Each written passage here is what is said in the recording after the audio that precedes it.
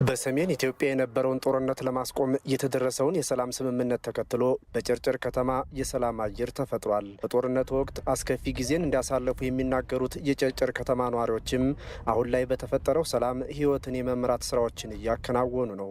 መምህር እንደነበረች ነገር ግን ከስራ ውጭ መቆየቷን የምትገልጸው ወይዘሮ ትዕግስቲ ወደ ማስተማር ስራዋ እስከምትመለስ ባለው የሰላም አጋጣሚ የግል ስራዋን መጀመሯን ትናገራለች። የግል ስራ ተንቀሳቅሼ በላለሁ ብዬ ይኸው ልጆቼ ራሴን ቤተሰቦችም ይዤ እኖራለሁ በዚህ እንቅስቃሴ ማለት ነው። አሁን ባለችው ሰላም ማለት ከስምምነት በፊት ኃይለኛ ጦርነት ስለነበር እኛ ደንበር ላይ ስላለን በዚህም ደንበር መሃል ላይ ስላለን በጣም እንሰጋ ነበር፣ እንፈራ ነበር፣ ብዙ ነገር ያስፈራን ነበር።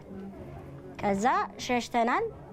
ያው የተመታ ቤቶችም አሉ፣ የወደሙ ዕቃዎችም አሉ፣ ብዙ ነገር ማለት ነው። ይሄ ምክንያቱም በጦርነት ምክንያት ነው።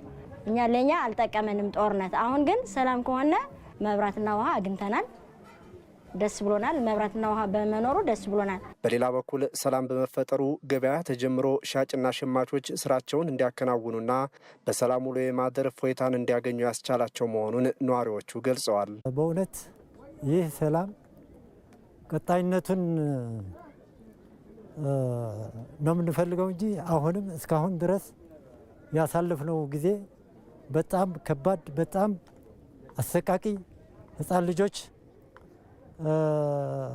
እየበረገጉ የሚሄዱበት፣ ህፃን ልጆች ሌሊት የማይተኙበት፣ አረጋውያን ሽማግሌዎች የተሸገሩበት በጣም አሰቃቂ የነበረ ጦርነት። አሁን ግን ሰላም አግኝተን ጥሩ ተኝተን እናድራለን። ይሄ ሰላም ከመጣ በኋላ መብራት ተስተካክሎ በጣም ጥሩ እየሰራ ነው ያለው ማለት ነው። ሕክምናም ጀምሯል። ረድኤትም ገብቷል፣ ተሰጥቷል። በቀደም ለሁሉ ሰው ተዳርሷል፣ ተሰጥቷል። አሁን ሁለተኛ ደግሞ መካዙን ጥረጉ ጥሬ እናስገባለን እናመጣለን እያሉ ነው ያለው ማለት ነው። አሁን ነባራዊ ሁኔታ ስታየው በጣም ለውጥ ነው ያለው። ለአንድ ጣሳ 240 ነው የነበረው፣ 200 ብር ነው የነበረው።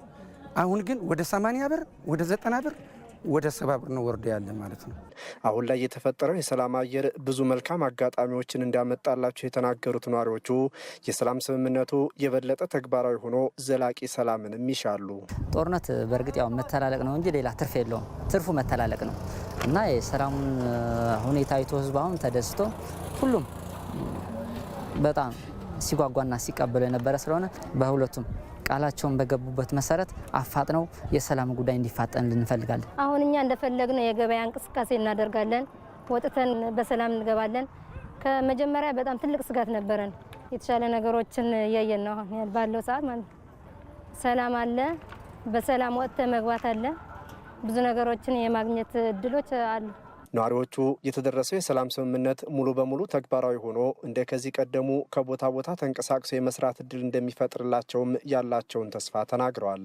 ይህ ሰላማዊ ነገር እውን ሆኖ በተጀመረው ነገር ታች ጸድቆ ከመሬት ላይ አርፎ የኢትዮጵያ ሕዝብ አንተ ትግሬ ነህ፣ አንተ አማራ ነህ፣ አንተ ኦሮሞ ነህ፣ አንተ አፋር ነህ፣ አንተ ቤኒሻንጉል ጉሙዝ ነህ የሚባል ነገር ቀርቶ ጠቅላላ ሰው ሰርቶ ቢበላና ነግሮ ቢበላ ነው የሚሻለው።